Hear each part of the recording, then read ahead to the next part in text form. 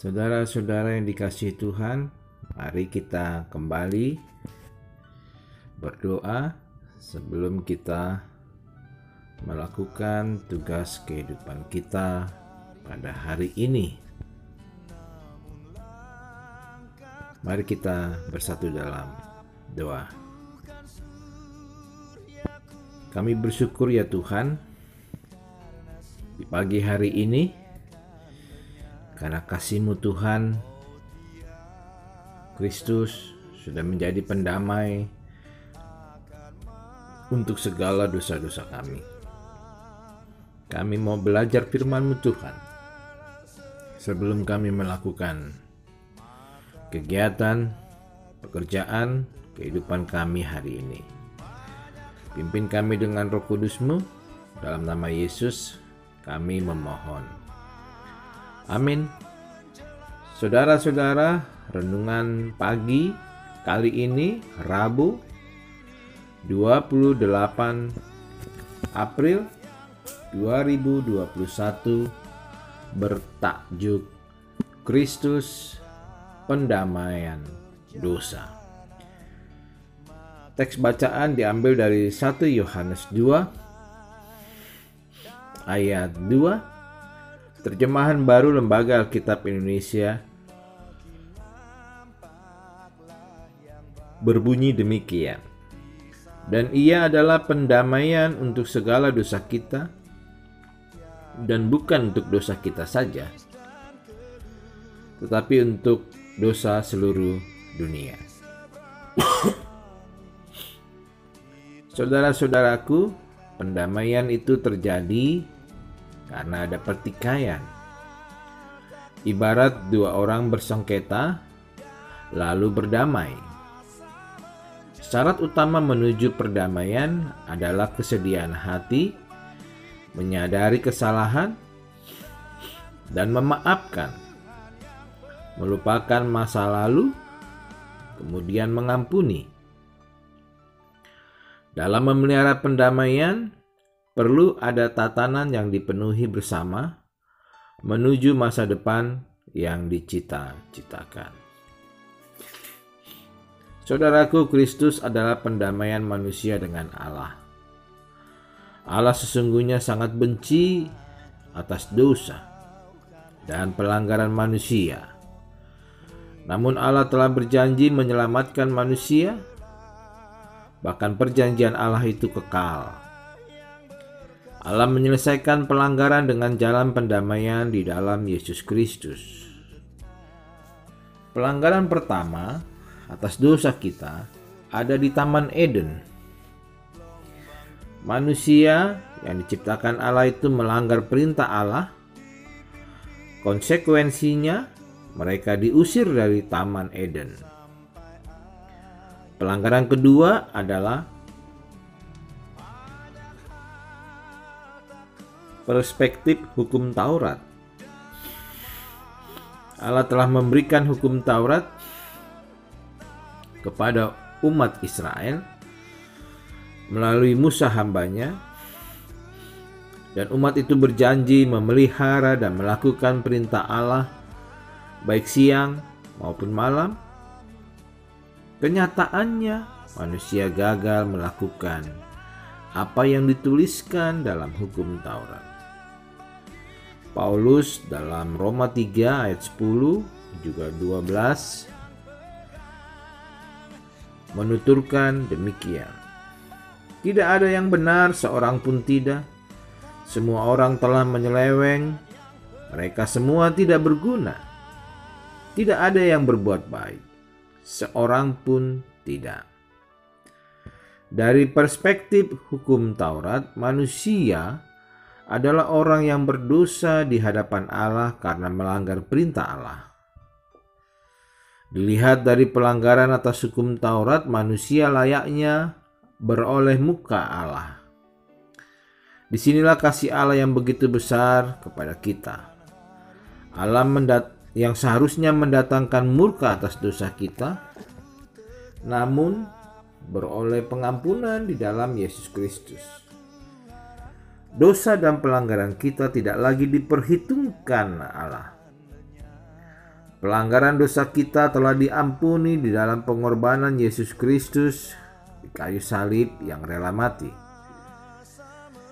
Jika orang Yahudi memohon penghapusan dosa melalui pemberian korban persembahan berdupa domba, karena Kristuslah anak domba Allah yang menghapuskan dosa kita, Kristus melakukannya sekali saja untuk selama-lamanya. Jemaat, saudara yang terkasih, Kristus adalah pendamaian bagi kita, mendamaikan kita dengan Allah. Allah tidak mengingat murkanya lagi atas dosa pelanggaran kita, tetapi rangkulan kasih-Nya yang mengampuni. Maka seyogianya kita menyadari bahwa kita hidup dalam kasih karunia karena pendamaian Kristus. Kita hidup dalam pendamaian itu harus dipelihara dan hidup di dalam kasih. Nah, saudara-saudaraku, inilah yang menjadi catatan kita di hari Rabu ini tuh, untuk kita terus berkarya, terus merasakan pemeliharaan Tuhan yang telah mendamaikan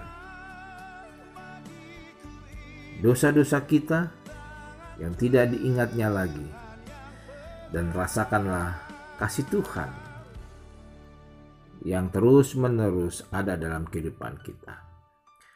Salam sehat dan bahagia buat saudara sekalian. Tuhan Yesus memberkati kita. Mari kita berdoa. Kami bersyukur kepadamu ya Tuhan. Oleh karena cinta kasih-Mu, kami telah diselamatkan. Sekarang kami akan melakukan tugas perjuangan hidup kami di hari Rabu ini Tuhan. Dan biarlah nama Tuhan yang muliakan, yang kami muliakan di dalam pekerjaan kami, di dalam sekolah anak kami, dan terlebih lagi Tuhan, di dalam kehidupan kami, dalam bertetangga, bermasyarakat dengan masyarakat sekitarnya. Dalam nama Yesus, kami bersyukur dan berdoa. Amin.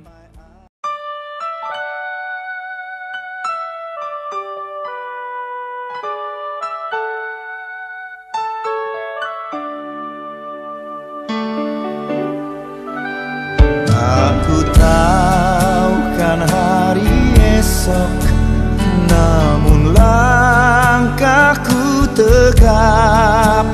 Bukan surya ku harapkan, karena surya kan lenyap. Oh, tiada ku gelisah akan masa menjelang.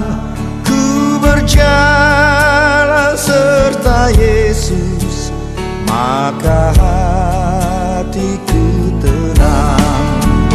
Banyak hal tak ku fahami dalam masa menjelang, tapi terang bagiku ini tangan Tuhan yang pegang.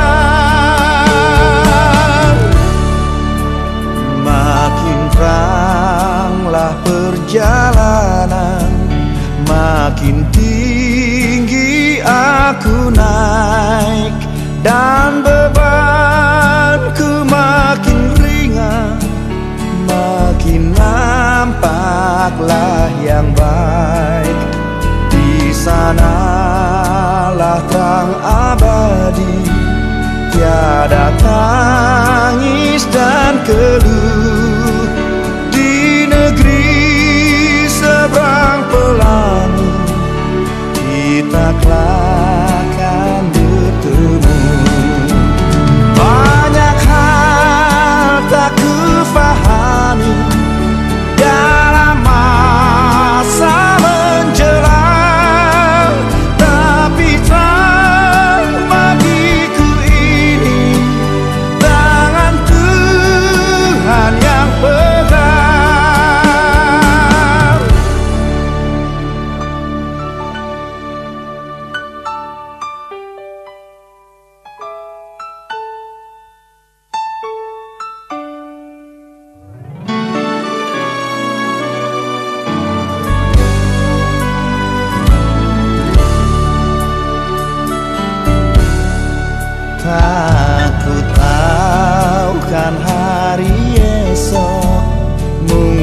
langit kan gelap, tapi Dia yang berkasihan melindungiku tetap. Meski susah perjalanan, gelombang dunia menderu, dipimpinnya ku bertahan sampai akhir langkahku.